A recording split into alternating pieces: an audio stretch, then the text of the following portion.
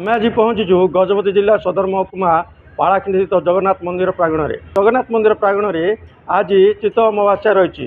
ଚିତା ଲଗା ଅମାବାସ୍ୟାର ବିଶେଷତ୍ୱ କ'ଣ ରହିଛି ଆମେ ଜଣେ ଭକ୍ତଙ୍କୁ ପଚାରିବୁ ଯିବା। ଆଜ୍ଞା କ'ଣ କହିବେ, ଆଜି ଠାକୁରଙ୍କର ଚିତା ଲଗା ଅମାବାସ୍ୟା ରହିଛି, ଆର ବିଶେଷତ୍ୱ କ'ଣ ରହିଛି, ଆ ଉପରେ କ'ଣ କହିବେ? ଜୟ ଜଗନ୍ନାଥ, ଜୟ ଜଗନ୍ନାଥ, ଜୟ ଜୟ ଜଗନ୍ନାଥ। ଚିତା ଲାଗି ଅମାବାସ୍ୟାର ମୁଖ୍ୟ ମାନେ ତାର ଉଦ୍ଦେଶ୍ୟ ହେଲା, ଯେତେବେଳେ ମହାପ୍ରଭୁ ଆମର ଦେବସ୍ନାନ ପୂର୍ଣ୍ଣମୀରେ ପହଣ୍ଡି ବିଜେ ହେଇକି ଯିବେ, ମହାପ୍ରଭୁଙ୍କର ମଥାରେ ଚିତା ଲାଗିଥାଏ। ସେ ଚିତା ଗୁଡ଼ିକ କ'ଣ କରାଯାଏ, ଯେତେବେଳେ ପହଣ୍ଡି ଅନୁଷ୍ଠିତ ହେଇକି ଯିବେ, କାଳେ ମହାପ୍ରଭୁ ପହଣ୍ଡିରେ ଗଲାବେଳେ ସେ ଚିତା ଗୁଡ଼ାକ ଖସି ପଡ଼ିବ, ସେଇଥିପାଇଁ ତାର ରକ୍ଷଣା ପାଇଁ ସେ ଚିତା ଗୁଡ଼ାକ ବାହାର କରି ଦିଆଯାଇଥାଏ। ଯେତେବେଳେ ପୁଣି ମହାପ୍ରଭୁ ଆଉ ଥରେ ପୁଣି ଦେବସ୍ନାନ ପିଣ୍ଡିରୁ ପୁଣି ଭିତରକୁ ଯିବେ, ଜ୍ୱରରେ ପଡ଼ିଯିବେ, ଆଉ ସେତେବେଳେ କୌଣସି ଚିତା ଲଗା ଯାଇନଥାଏ, ଆଉ ସେଇଟା ସେମିତି ରହିଥାଏ। ତାପରେ ପୁଣି ମହାପ୍ରଭୁ ପହଣ୍ଡି ହେଇକି ଆସନ୍ତି, ରଥଯାତ୍ରାରେ ଯାଆନ୍ତି, 10 ଦିନାତ୍ମକ ଯାତ୍ରା ଅନୁଷ୍ଠିତ ହେଇକି ପୁଣି ଫେରନ୍ତି।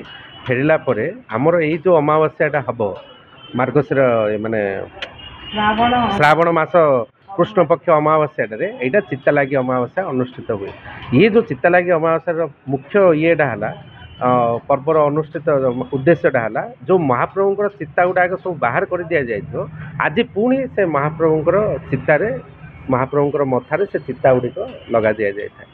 ପୁଣି ଏଇ ଚିତା ଗୁଡ଼ାକ ମାନେ ଚିତାଲାଗି ଅମାବାସ୍ୟାର ଅନ୍ୟ ଏକ ବି ଉଦ୍ଦେଶ୍ୟ ହେଉଛି, ଏହା ଆମର ମହିଳାମାନଙ୍କୁ, ମାଆ ମାନଙ୍କୁ ଚେତାଇ ଦିଏ ଯେ ଆଗକୁ ପର୍ବପର୍ବାଣୀ ଗୁଡ଼ାକ ମାଡ଼ି ଆସୁଛି, ତୁମେ ଏଥର ପ୍ରିପେୟାର ହୁଅ ପର୍ବପର୍ବାଣୀ ଗୁଡ଼ାକ ଇଏ କରିବା ପାଇଁ, ଅନୁଷ୍ଠିତ ନିଜ ଘରେ ପାଳନ କରିବା ପାଇଁ।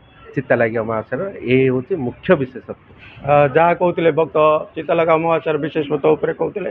ବର୍ତ୍ତମାନ ଆଜି ମଧ୍ୟ କିଛି ଚାଷ କରୁଥିବା ଲୋକ ମଧ୍ୟ ଜମିକୁ ଯାଇକି ନିଜେ ଚିତଉ ପିଠା ଜମିରେ ପୂଜା ଅର୍ଚ୍ଚନା କରିଥାନ୍ତି ଏବଂ ସେମାନଙ୍କର ଧାନ କ୍ଷେତ ହେଉ ବା କୌଣସି ଜୀବଜନ୍ତୁଙ୍କ ପୂଜା ସକାଶେ ମଧ୍ୟ ସେମାନେ ଆଜି ଚିତଉ ପୂଜା କରି ପୋତିଥାନ୍ତି ଜମିରେ।